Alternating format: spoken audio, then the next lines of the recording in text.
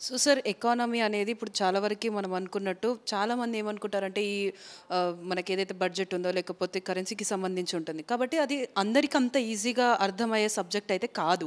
So వాళ్ళకి అంటే కొంతమందికి ఒకసారికి అర్థమవుతుంది, కొంతమందికి ఒక 10 టైమ్స్ చెప్పినా కూడా అర్థం కాదు. సో అలాంటి స్టూడెంట్స్తో మీరు ఎలా డీల్ చేస్తారు? అంటే మనం ఫస్ట్ బేసిక్స్ చెప్పాలి.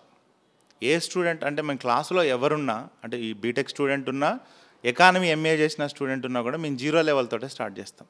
అసలు వాట్ ఈజ్ మనీ, అసలు ద్రవ్యం అంటే ఏంటి, డబ్బు అంటే ఏంటి, ఆర్థిక వ్యవస్థల వ్యవసాయం అంటే ఏంటి, పరిశ్రమలు ఎట్లా ఉంటాయి, వీటిని ఎవరు ఎట్లా విభజిస్తున్నారు, అంటే ప్రాథమిక అంశాలు చెప్పడం ద్వారానే మేము సీరియస్గా సబ్జెక్ట్లోకి వెళ్ళగలుగుతాం తప్ప డైరెక్ట్గా సబ్జెక్ట్లోకి వెళ్ళడం లేదు.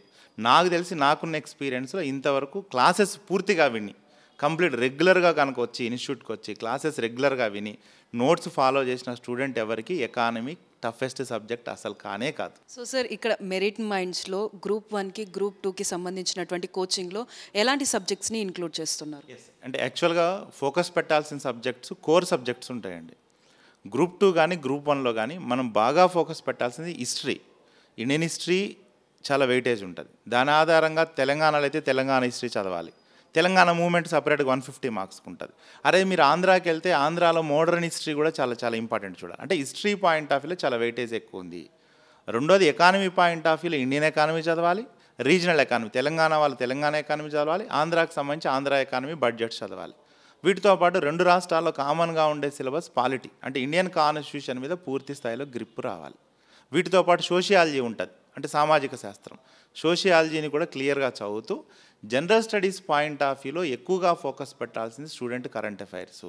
అంటే గ్రూప్ 1లో కానీ గ్రూప్ 2లో కానీ గ్రూప్ 1 ప్రిలిమినరీ క్వాలిఫై అవ్వాలన్నా, గ్రూప్ 2లో మంచి మార్క్స్ రావాలన్నా స్టూడెంట్ అనేవాళ్ళు ఎప్పుడైతే ప్రిపరేషన్ స్టార్ట్ చేస్తారో ఎవ్రీడే న్యూస్ చూడడం, న్యూస్ పేపర్స్ ఉండడం, ఆ కరెంట్ అఫైర్స్ని ఒక 1 ఇయర్ నుంచి 6 మంత్స్ నుంచి 1 ఇయర్ వరకు అప్డేట్ చేసుకోగలగడం చేయాలి. వీటితో పాటు సైన్స్ అండ్ టెక్నాలజీ లాంటి సబ్జెక్టులు, జాగ్రఫీ లాంటి సబ్జెక్టులు చదవాలి.